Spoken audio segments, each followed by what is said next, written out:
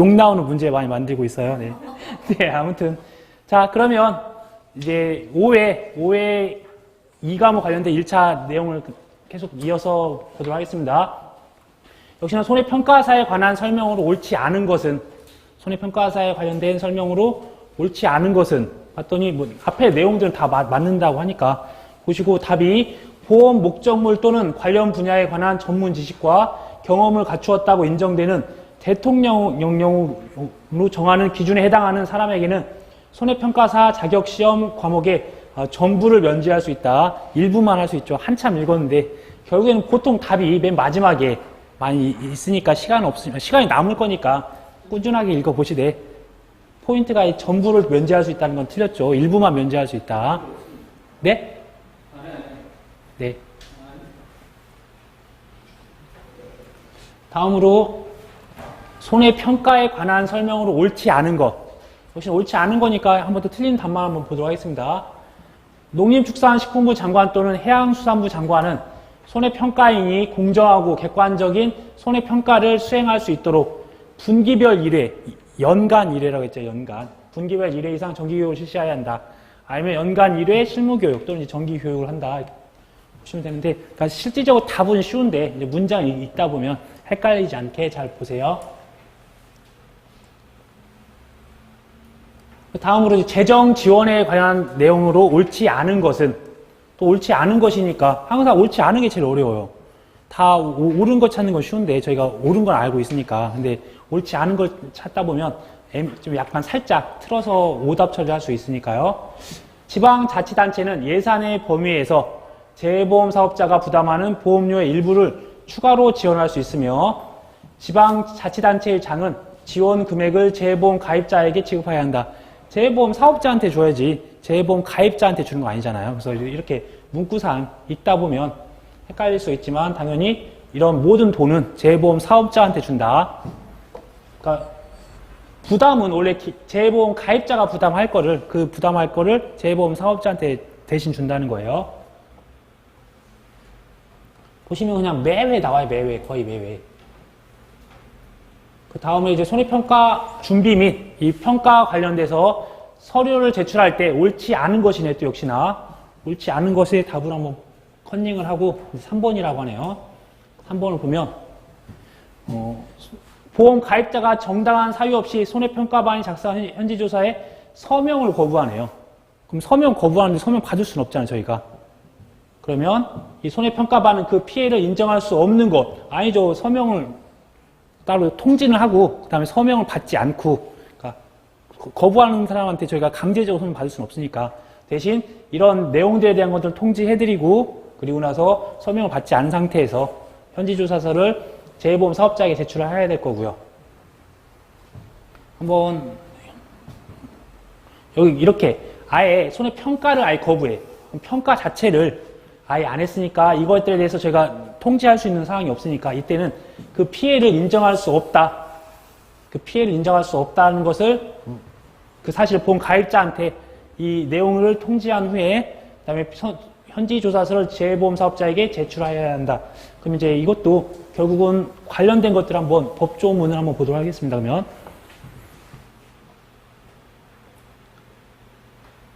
여기서 보니까 서명을 거부하면 볼게요. 보험 가입자가 정당한 사유 없이 내가 이거 마음에 안 들어. 나는 피해율이 50% 나오는 것 같은데 계약자는 평가하셨던 분이 30%라고 피해를 하니까 나는 서명 못하겠다. 서명하면은 그대로 보험금이 나오니까 이렇게 서명을 거부하는 분한테 계속 서명을 하라고 할 수는 없고 대신 손해평가에 대한 결과 피해율이 어떻게 나왔습니다라고 통지를 해드린 후에 서명하지 않고 어차피 저희 현지조사서를 다 작성을 할 거예요.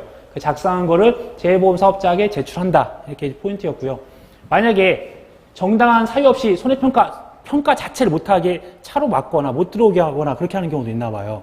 그렇게 아예 손해평가를 거부하게 되면 손해평가를 실시하지 못하였을 거고 그 다음에 그 피해를 인정할 수 없는 것으로 평가한다는 사실을, 그러니까 그걸 아예 자체 못했으니까 우리가 평가도 못했고 그 평가한 자체 아니면 그 피해 자체도 인정할 수 없다는 것을 평가한다는 사실을 보험 가입자한테 안내는 해야 돼요. 그러니까 뭐 통지한다는 표현이 좀 세 보이는데 그냥 안내해 드린다 생각을 하시고 그 다음에 역시나 그 결과를 현지조사서를 재보험 사업자에게 제출한다. 그리고 이제 이런 부분을 사인을 안 하거나 이런 거부를 하거나 항상 저희는 이 재보험 사업자한테 보고를 해야 될 거고, 이 보험 가입자가 이 손해평가반의 손해평가 결과에 대하여 설명 또는 통지를 받은 날로부터 7일 이내, 그럼 이건 어떤 보험 가입자네요. 손해평가사, 평가인, 손해사정사도 마찬가지로 이런 것들을 거부하고 아니면 서명을 거부하고 하시면 제조사 받으시라고 안내해드리고 나온 거예요. 마찬가지로 안내를 해드리고 나왔기 때문에 그 안내 받은 가입자는, 그 보험 가입자는 손해평가반의 손해평가에 대한 설명 또는 통지를 받은 날로부터, 그러니까 이게 마음에 안 드시면 제조사 받으세요, 이렇게 안내를 해주는 사람이 손해평가사라고 보시면 되세요. 이런 것들을 하셨던 분한테. 그래서 그걸 안내해드리면 그 안내 받은 날로부터 7일 이내에 손해평가가 잘못되었음을 증빙하는 서류 또는 사진 등을 제출하는 경우에 재보험 사업자는 다른 손해평가반으로 하여금 재조사를 실시하게 할 수 있다. 이게 이렇게 연결되는 거라고 보시면 되세요. 그 다음에 역시나 또 6회에서도 5회죠. 손해평가의 단위로 옳은 것을 모두 고른 것은 했네요. 네, 벌통 단위, 벼, 농지별, 돼지, 가축, 개별 가축별인데 축사별이라고 써놨네요. 네. 농업시설물은 보험가입 목적물별인데 농가별이라고 하니까 기억, 니은만 맞네요, 그러면. 매년 나오는 문제에 그냥 다 맞추셔야 되는 것들, 대표적인 거. 또 이것도 연결고리만 잘 연결시키면 된다고 말씀드렸습니다. 그래서 보험가액 산정할 때 봤더니 이 평년수확량이 나왔네. 이 평년수확량이랑은 종합위험. 그럼 끝났네요, 뭐. 한번 또 이것도 중요한 부분이니까 한번 연결고리 한번 연결해 볼까요? 특정 위험 방식이나 아니면 저가형 종합위험은 연결고리가 뭐라고 했죠? 기준수확량. 각각 저가형 종합위험도 연결고리가 기준수확량인데, 또 주의해야 될 게 저가후 착과수인지도 확실히 봐야 돼요. 그 오답으로 한번 그렇게 나온 적이 있었네요. 저가전 착과수 주사라고 오답이 한번 나온 적이 있었어요. 그러니까 이제 당연히 저가후 착과수입니다. 저가후 착과수와 기준수확량, 이것도 연결될 거고, 그 다음에 이 종합위험 방식이랑 연결되는 거는 평년수확량, 그 다음에 가입 당시 대부분 다 가입 당시 가격을 가져간다. 그 다음에 저희가 생산비 보장 받장물 같은 경우 구할 때 생산비에 대한 것들은 해당되는 어떤 면적과 가액을 갖다가 하는 것들이잖아요. 그래서 근데는 이때 가입 당시에 대한 보험 가액을 기준으로 한다. 그리고 여기서 이제 어떤 보험 가액에 영향을 미치는 게 이 가액이라고 하는 부분이 그 단위 면적당 시설비랑, 아니 단위 면적당 보장 생산비랑 거기다가 재배 면적, 아니면 가입 면적 곱해서 가액을 산정하는 거잖아요. 그래서 그 안에 가입 면적 등이 다를 경우 변경할 수 있다. 그 다음에 나무 같은 경우가 자주 나왔는데, 나무 같은 경우 보면 최초 보험사고 발생 시, 그러니까 저희가 가입은 오늘 가입을 했지만 지금 나와서 조사를 할 수가 없어요. 모든 농협의 직원들이 나와가지고 가입 주소 내가 500주라고 했는데 그걸 확인할 수 있는 조차가 없으니까 나중에 어떤 피해 사실이 발생해서 아니면 저가 착과수 때 최초의 보험사고 또는 그 최초의 어떠한 조사 나갔을 때 그때 확인을 해서 그걸 가지고서 저희가 실제 결과 주수를 확인해가지고 그걸로 저희가 이제 계약을 이제 유지한다고 보시면 되세요. 그래서 저희가 오늘 5월 10일 날 가입을 500주를 했는데 어떠한 피해가 발생돼서 6월 10일 날 어떤 피해가 발생해서 이때 가서 봤더니 490주가 있더라 라고 하면 이 490주 자체가 저희가 실제 결과 주수, 만약에 여기서 유목이 10주가 있으면 이제 이때 뺀 거를 이 6월 10일 날 저희가 조사를 했지만 이 조사 일자 기준이 아니라 이 날짜를 5월 10일로 가입 일자로 이제 회귀를 시키는 거예요. 말이 좀 표현이 어려울 수 있는데 아무튼 그렇다 이렇게 생각해 주세요, 그냥. 그래서 중요한 거는 이 6월 10일 날 조사하지만 이거를 가입 당시와 똑같은 그런 숫자로 만드는 절차가 있고, 그러면 이 차이 나는 10주는 보험료 돌려주는 거예요, 보험료. 실질적으로 심어져 있는 게 490주니까 그 10주에 대해서는 보험료 돌려드리고 이 490주를 가입 주수 바꿔버려요. 실제 결과 주수를. 그래서 최초 보험사고 발생 시에 그걸 또 조사한다. 대신 여기에서 있는 거는 과실 생산이 가능한 나무수. 그러니까 어떤 제한 품종이나 유목들은 과실 생산이 안 되니까 차감을 하고, 그 다음에 과실 생산이 가능한 나무수, 그 다음에 피해 나무수 포함, 피해나무서라고 하는 거는 이 사이에 가입을 했는데 이 사이에 고사된 게 있어. 고사된 게. 그럼 당연히 이때 사이에 고사된 건 보장을 해줘야 되는 거잖아요. 그래서 이 490주 안에는 고사된 주스도 포함이 되어 있다. 저희 고사라고 하는 게 피해 주스잖아요. 그것들도 포함이 되어 있다. 그래서 시기적으로 좀 나무는 특히나 또 좀 조심하세요. 그래서 포인트가 되는 것들은 이렇게 과실 생산이 되어야 된다. 아니, 최초 보험사고가 있어야 된다. 그 다음에 과실 생산이 가능하고 그 과실 생산 안에는 피해 나무 수가 포함된다. 저희가 고사나무도 당연히 이걸 보장 받으려고 가입을 했는데 이걸 보장 안 해주면 안 되겠죠. 네, 이렇게 한 부분까지가 또 한 문제 또 맞히면 돼요. 이거 가지고. 그 다음에 또 재정 지원에 관한 설명이다. 가로에 들어갈 내용으로 옳은 것은 이제 보험료 및 운영비에 관련돼서 여기서 보면 저희가 이 보험료, 운영비, 그러니까 그냥 순보험료라고 보시고 이게 부가보험료라고 보시면 되세요. 순보험료는 저희가 지급보험금에 대한 재원이 될 거고 그 다음에 부가보험료는 이 재보험 사업자가 운영하는 데 쓰는 거, 관리하는 데 쓰는 비용들이잖아요. 그래서 이런 것도 받으려고 하면 어떠한 이것들에 따라서 운영비 사용 계획서는 이제 운영비 받으려고 그 다음에 이 보험료로 할 수 있는 부분들은 가입 현황서가 있으면 되겠네요. 가입. 이 사람들이 가입을 해서 이 보험료 얼마만큼 했고 나중에 이거 갖다가 나중에 이제 보험금을 지급하기 위한 재원을 하나 확인을 해야 되니까 재보험 가입 현황서는 제 보험료와 연결이 되겠죠.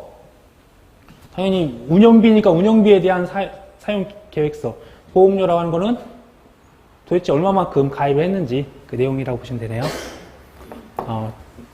그래서 이렇게 그럴싸하게 보험료 사용 계획서라고 하면 안 된다는 거. 여기는 운영비 사용 계획서니까.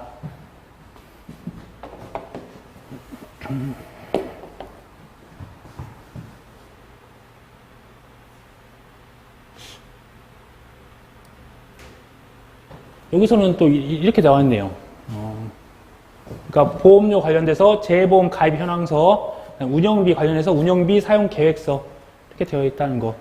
그 다음에 그 아래에 보니까 아예 재보험 가입 현황서, 운영비 사용 계획서를 갖다가 결국은 보험료 또는 운영비의 지원 금액을 결정 지원한다. 그래서 처음에 이제 이런 것들을 받으려고 하면 이런 것들 계획서를 제출하고 이 제출한 거 가지고서 나중에 이 보험료 또는 운영비의 지원 금액을 절대 결정하고 지급한다 이렇게 하네요. 그래서 처음에 저희가 계획을 세우려면 예산이 얼마 들어갈 거고 앞으로 또 어떻게 가입자가 있을 거고 필요한 돈이 어떻게 될 건지를 계획을 하고 그걸 토대로 해서 나중에 이런 것들을 확인한 다음에 어느 정도를 가져다가 지원해야 될 건지 사실 이제 이 부분도 많이 변경이 되고 있어. 그래서 지방자치단체가 지금 현재 업무방법서에서는 10에서 40%지만 지금 이제 변경된 게 15%부터 40%까지 이렇게 부담도 해주고 그 예산 편성을 하고 할 때 이런 식으로 간다.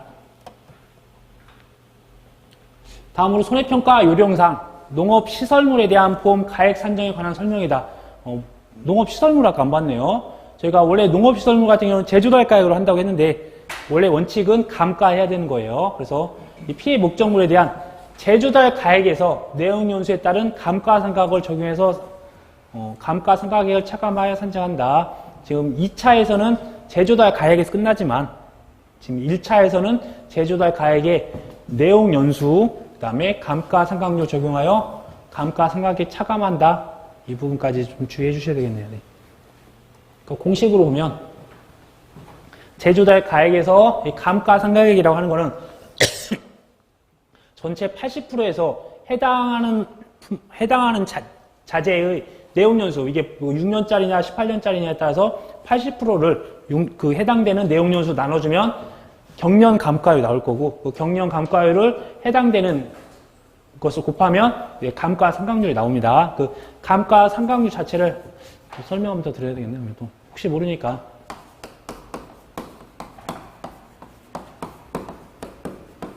제조달 가액에서 저 감가상각액이라고 하는 거는 감가상각액 여기서 감가상각액이라고 하는 거는 제조달 가액에서 제조달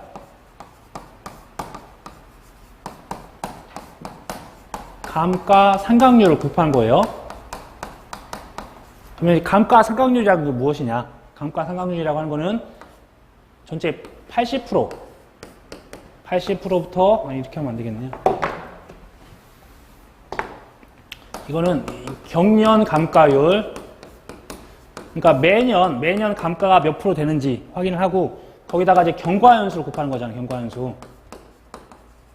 그러면 이제 경년 감가율 구하려면 전체 80%를 기준으로 해서 해당되는 자재가 목재는 6년 아니면 뭐 철제는 18년이잖아요. 그래서 그것들을 나눠주면 매년 몇 프로씩 감가가 되는지를 확인할 수가 있고 그게 만약 2년이 지났다, 1년이 지났다, 3년이 지났다 하면 그걸 곱한 게 이제 감가상각률이 될 거고 이 감가상각률에다가 제조달 가액을 곱한 게 감가상각액이 되는 겁니다.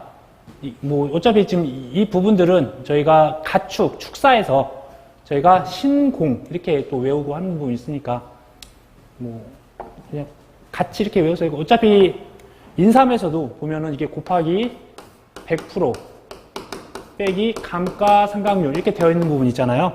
똑같은 거라 보시면 되세요. 이거를 지금 제조달 100%를 곱해서 빼는 게 제조달 가액, 이 제조달 가액에다가 감가상각률 곱한 게 마이너스 감가상각액이라고 보시면 되세요.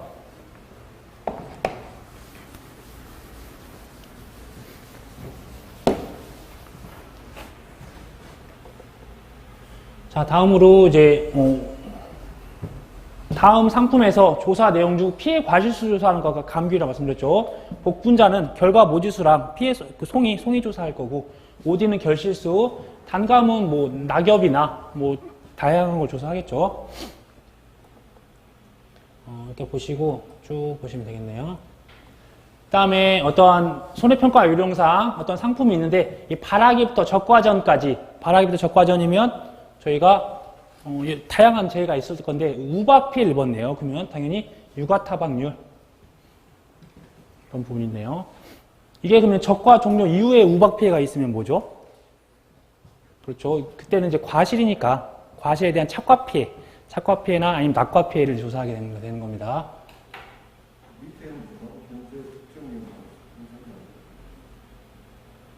그러니까 지금 여기서 뭐라고 하냐면 저희가 특정 위험 방식 상품이 과거에는 이 적과전 종합위험을 저희가 특정 위험과 적과전 종합위험 상품 두 가지로 구분을 하고 있었는데 그게 지금 다 없어졌어요. 그 다음에 특정 위험 방식이라는 명칭이 들어가 있는 건 유일하게 인삼만 특정 위험 방식이라고 하잖아요, 저희가. 그래서 그냥 이렇게 있다. 중요한 건 아닙니다, 그냥. 저희 중요한 포인트는 이 발하기 적과전부터 해서 우박 피해 입으면 유가타박 요소한다. 근데 이게 적과 종료 이후면 착과 피해, 낙과 피해로 과실에 대한 피해로 바뀌는 거예요. 이건 과실이 되기 전이니까 유가 거기에다가 맞은 타박률을 이제 조사하는 거였고요. 이제 대망의 6회입니다. 6회를 보도록 하겠습니다. 재보험 사업자의 약정을 체결할 때 포함되어야 하는 사항이 아닌 것은 이 재보험 사업자가 누구랑 하죠? 장관이랑 이렇게 이런 것도 약정을 체결할 건데 국가에 대한 재정 지원을 한다고 하니까 이런 것들은 이제 어폐가 있죠. 그래서 처음 보는 거 이런 게 답이 된다. 저희 눈에 안 띄고. 그래서 그런 거 하지 마시고 눈에 안 띄는 거에 대부분 정답이다 봐주세요. 그 다음에 농업재해에 관한 게 나오네. 재해에 관한 거. 그러니까 지금까지 나오지 않았던 게 이렇게 또 하나씩, 두 개씩 또 나오는 거예요. 아마 7회에서도 나오지 않았던 게 분명히 한 두세 문제 처음 보는 게 나올 수도 있으니까 당황하지 말고. 근데 다 이런 내용들은 저희가 드렸던 자료 안에 다 있는 내용들이에요. 사실. 근데 기출문제로만 새롭게 나온 거지 처음 보는 문장은 아닐 거예요. 그래서 농업재해라고 하니까 이 앞쪽까지는 농업, 뒤에 양식수산물이 어업에 대한 부분이 있겠네요. 근데 당연히 이 수산물에 대해서는 자연재해나 질병, 그 다음에 그 시설이 있을 거니까 그 시설에 관련된 화재는 발생할 수 있겠네요. 그 다음에 저희가 농작물 같은 경우는 기본적으로 발생할 수 있는 게 이 자연재해, 병충해, 그 다음에 화재랑 조수해가 들어갈 거고, 그런데 가축에는 조수해가 들어가 있지 않습니다. 그 이유는 가축도 짐승이니까 조수해가 들어가 있지 않지만, 근데 여기서는 총괄적으로 농작물뿐만 아니라 임산물, 가축, 농업용 시설물까지 다 들어가 있으니까. 그리고 가축에 해당되는 질병 이독이 들어가 있는 거죠. 됐네요. 그럼 이렇게 보시면 될 것 같고. 역시나 또 심의에 관련된 내용이 나왔습니다. 심의에 대한 내용이다. 옳지 않은 것은 했네요. 심의에는 위원장 및 부위원장 각각 농림부, 그다음에 해수부 관련된 차관이 한다고 말씀드렸고, 됐네요. 각각 농림회장에 대한 답 2번이네요. 장관이 한다고 했으니 틀렸네요. 차관이 하는 건데 장관이 한다고 했으니까 위원장을. 그다음에 심의에 소집할 때는 3분의 1 이상. 그런데 의결할 때는 회의 의결할 때는 과반 출석에 과반의 찬성으로 가져가야 한다는 거. 이 숫자 이게 어디다 쓰는지만 좀 구분하시면 되시고.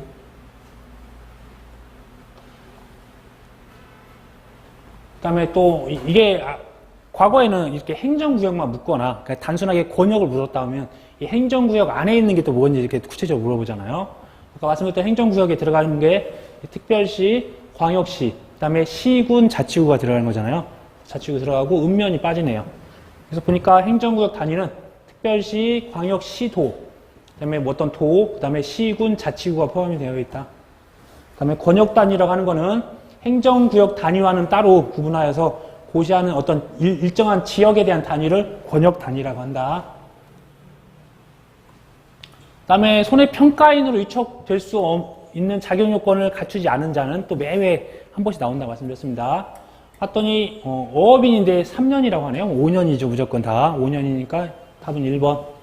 그다음에 이제 주의하셔야 될 게 또 사실 이제 이런 자격증 관련해서 수산질병관리사나 수산물 품질관리사 이렇게 좀 안 보셨던 분들은 또 헷갈릴 수 있으니까 아까 나왔던 그 표 한 번만 보시면 또 이것도 무조건 득점하실 수 있으세요.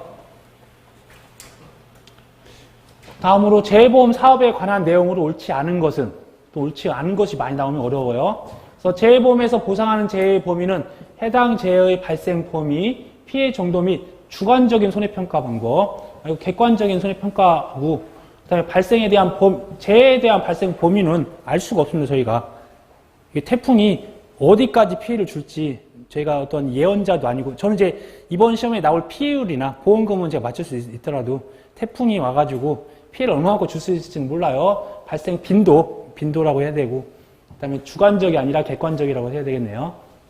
그래서 이제 이렇게 간과하기 쉬운 것들도 조금 주의해서 봐주세요. 다음으로 업무 정지네. 업무 정지. 근데 이게 손해평가사면 손해평가사는 업무 정지를 최대 1년. 그다음에 손해평가인은 업무 정지를 아까 6개월이라고 말씀드렸잖아요. 그럼 답은 이제 1번이 되겠네요.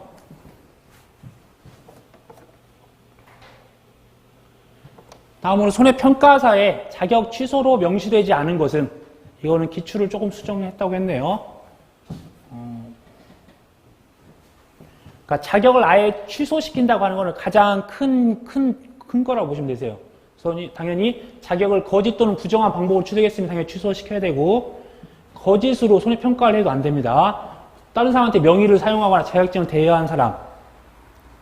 답은 3번이네요. 이거 그럼 업무 정지 기간 중에 손해평가 업무를 수행한 사람, 이것도 취소 사유죠. 답은 3번이 맞죠. 지금 거짓으로 손해평가한 사람은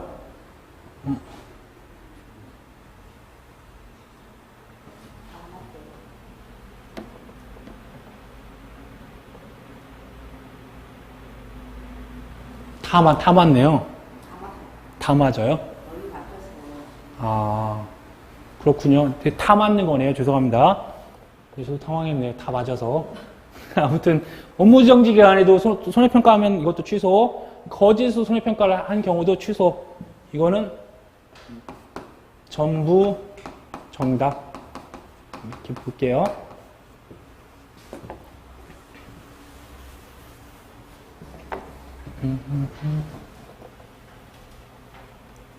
다음으로 재정 지원에 관한 설명으로 옳은 것은 어떻게 되는지, 그러면 이제 하나하나 또 틀린 거 보겠습니다.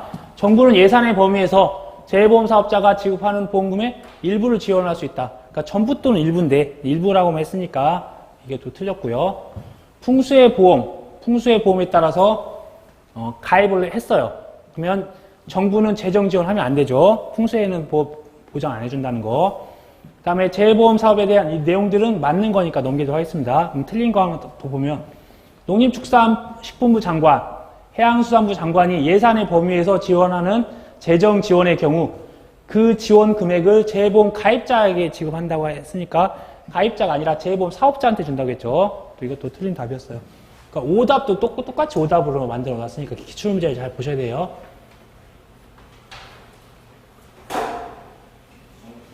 다음으로 이제 분쟁 조정에 관한 게 아마 이게 법률이 바뀌었을 거예요. 법률이 바뀌었으니까 내용을 보시면 분쟁 조정에 관한 내용이다. 가로에 들어갈 법률로 옳은 것은 지금 현재 재보험과 관련된 분쟁의 조정은 지금 과거에는 금융위원회라고 하는 게 있었는데 지금은 이게 금융소비자보호 이걸로 개정이 되어 있습니다. 그래서 금융소비자보호에 관한 법률을 가져다 따른다. 저희가 어떻게 보면 지금 보험에 관련된 거니까 이 보험에 관련된 것들이니까 어떻게 보면 은행, 증권, 보험사가 이 금융과 관련된 거잖아요. 그래서 금융 소비자에 대한 보호 쪽에서 이걸 관리를 해준다. 그 분쟁에 대해서는. 그 다음에 손해평가 요령상 용어의 정의로 옳지 않은 것. 옳지 않은 거니까 옳지 않은 것만 보겠습니다. 농업재해보험이란 농작물 재해보험, 임산물 재해보험, 양식수산물 재해보험, 농업이니까 여기다는 가축이 들어가야죠. 양식수산물은 농어업 재해보험에 해당되는 거니까 간단하게 보시면 되고요.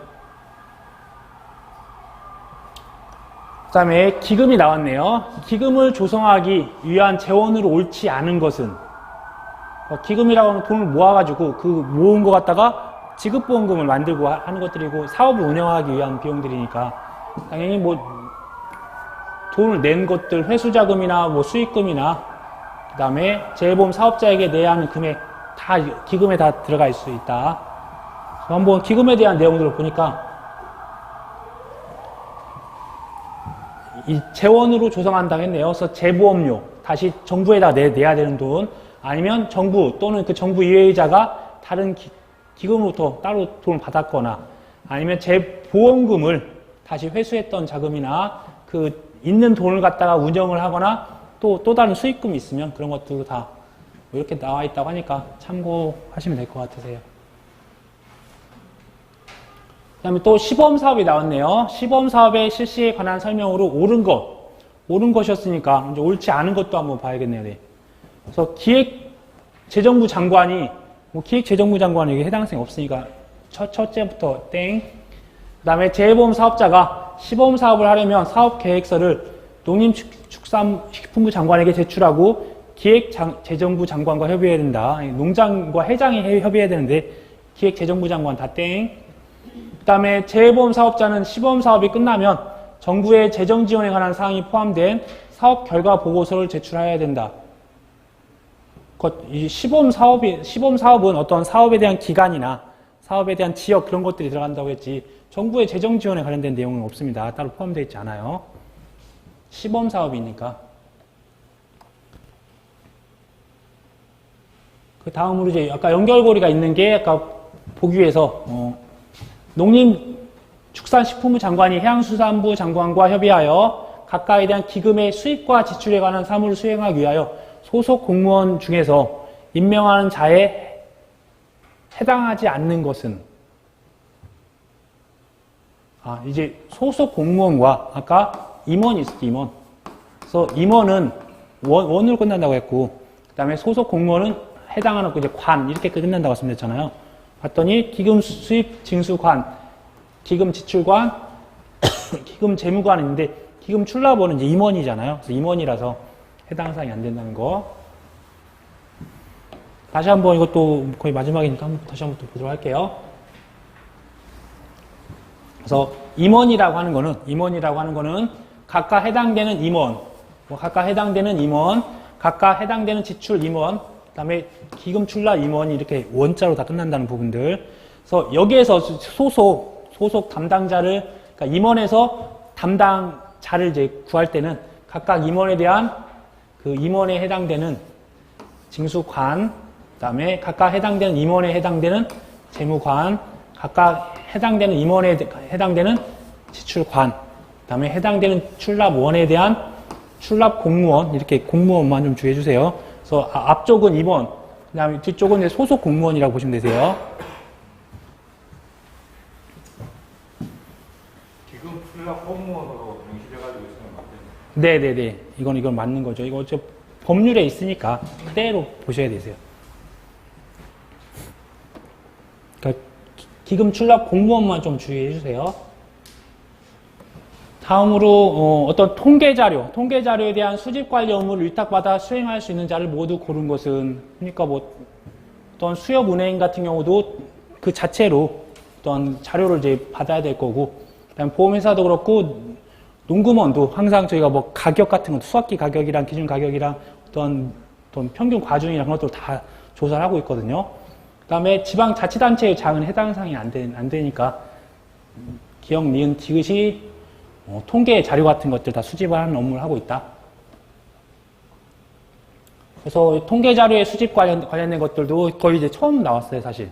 그래서 꼭 몇 문제가 이렇게 기존의 기출 문제가 아니었던 것들이 나오는 것이 있으니까 전체적인 법률을 한번 봐주세요. 그래서 농협중앙회, 산림중앙회, 그다음에 수협중앙회 및 수협은행, 그다음에 연구기관, 보험회사, 그다음에 뭐 관련된 비영리법인, 그다음에 맨 마지막에 농업정책보험금융원까지 해당 사항이 있다, 이렇게 봐주세요.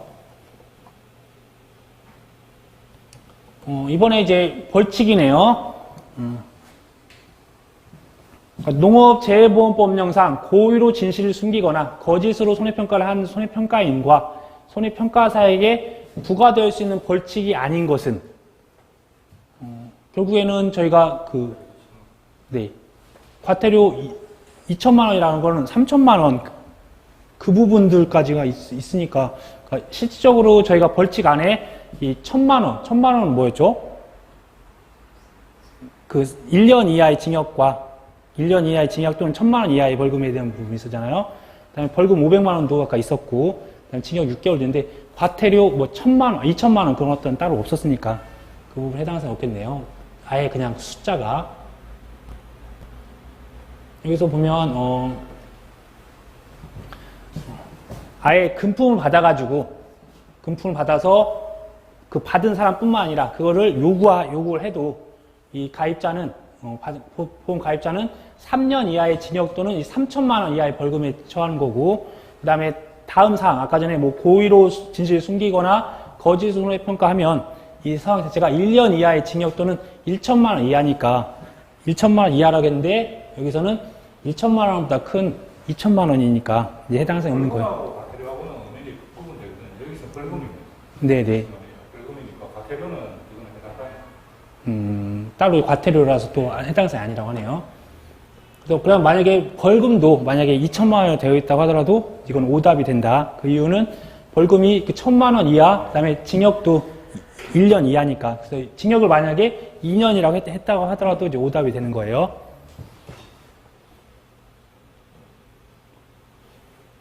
다음으로 이제 손해평가인의 위반 행위 중 1차 위반 행위에 대한 개별 처분 기준의 종류가 다른 것은, 그래서 이제 이 부분도 이제 새롭게 뭐 좀 나와 있고 하는 부분이 있으니까 내용을 보시되,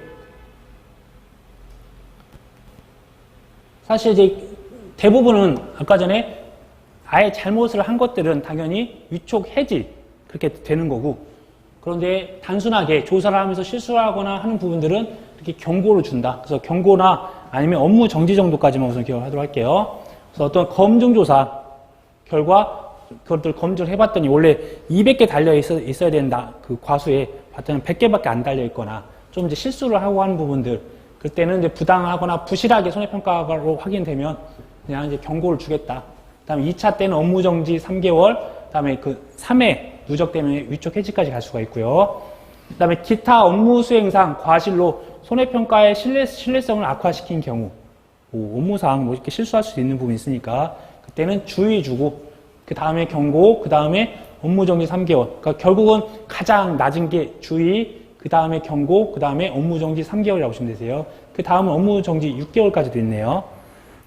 아마 이거 한 번 나왔기 때문에 이걸 암기해야 되느냐? 저는 그냥 크게 암기는 안 하고 기출문제만 보도록 할게요, 그냥.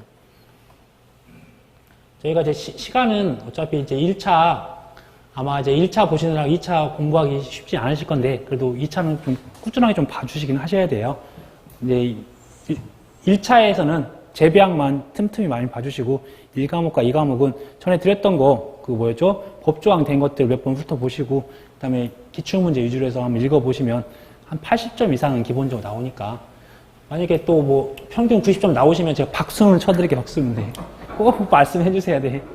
자, 농업재해보험 법령상 재해보험 사업자가 재해보험 사업을 원활히 수행하기 위하여 재해보험 사업의 업무의 일부를 위탁할 수 있는 자에 해당하지 않는 것은 아까 보셨다시피 농업협동조합법 같은 경우는 지역농협과 지역축산협동조합 및 품목별, 업종별 됐고요.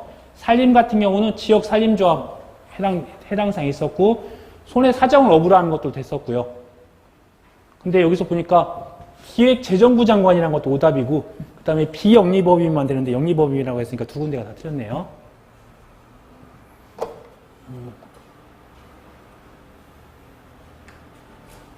자, 다음으로 이제 손해평가에 관한 설명으로 또 옳지 않은 것이네요. 아마 이제 쭉 보시다 보면 이제 틀린 게 3번이라고 하니까 손해평가반이 손해평가를 실시할 때에는 재해보험 사업자가 해당 보험 가입자의 보험 계약 사항 중 손해평가와 관련된 사항을 해당 지방자치단체에 통보해야 된다. 아까도 지방자치단체 장이 나왔는데 지방자치단체가 할 수 있는 거는 보험료의 일부를 지원하는 거 말고는 아무것도 없다고 보시면 되세요. 근데 이런 것들 따로 통보받아야 된다고 하니까 틀렸습니다. 지방자치단체한테 통보한다는 것다. 아마 그러면 재해보험 사업자가 손해평가를 하려고 하면 손해평가반한테 알려줘야죠. 그거를 지방자치단체한테 알려주는 게 아니라. 그러니까 저희가 가면 원장이라고 있어요. 그래서 계약사항들 지번이 어떻게 되고 보험의 가입금액이 어떻게 되고 자기부담 비율이 어떻게 되고 어떤 그런 전반적인 내용들 보험 가입자에 대한 보험 계약사항들을 알려줘야 되는 게 손해평가반이라는 거. 거기다 알려줘야 손해평가를 할 수 있으니까요. 그래서 관련된 이렇게 법조항이 여러 개가 있으니까 아마 중복되는 법조항들이 계속 나올 거예요.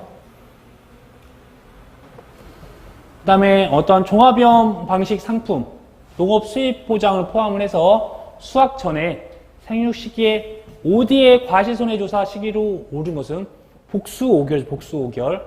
그래서 수정 완료는 복분자, 5결은, 결실 완료는 OD가 되겠습니다. 그래서 복수 5개월. 조사 가능이가 같은 경우 이제 차. 그 다음에 사고 접수 지체 없이는 뭐 대부분이 다 사고 접수 지체 없이죠.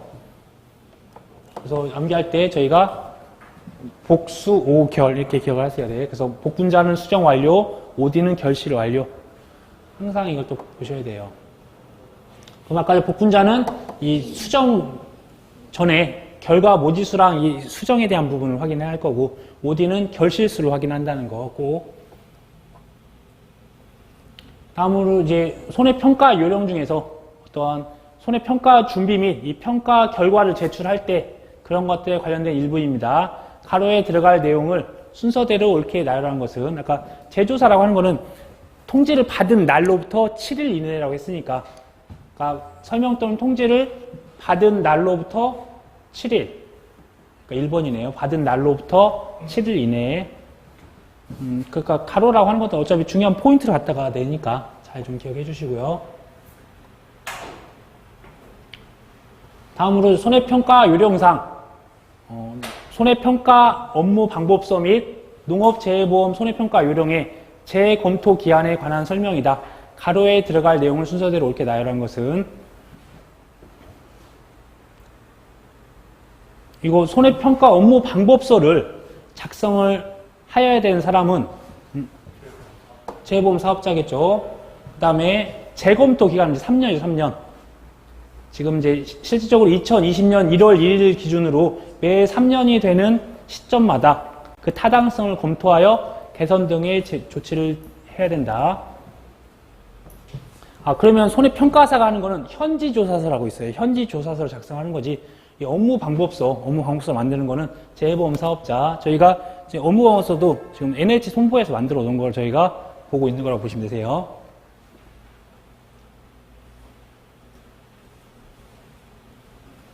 다음으로 이제 보험 가액 산정에 관한 설명으로 옳지 않은 것을 모두 고른 것은 그러니까 벌써 세 문제에 해당되는 거를 갖다가 내놨네요.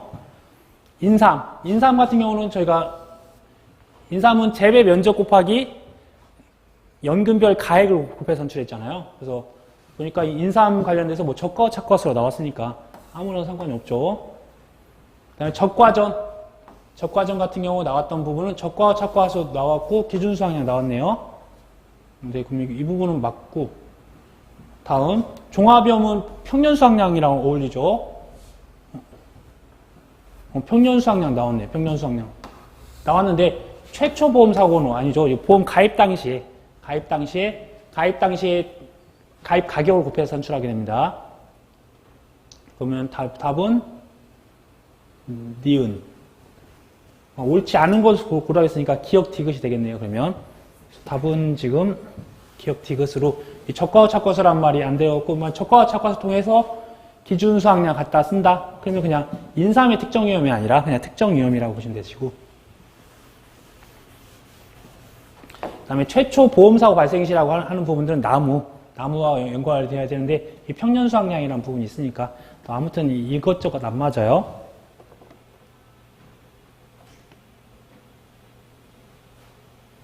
다음으로 손해평가 요령상 손해평가 및 손해평가인에 관한 설명으로 옳지 않은 것은 옳지 않는다고 하니까 재보험 사업자로부터 소정의 절차에 따라 손해평가 업무의 일부를 위탁받은 자는 손해평가 보조인을 운영할 수 없다. 아니, 손해평가인을 다 보조인을 운영할 수 있습니다. 다 운영할 수 없다고 하니까 틀렸고요.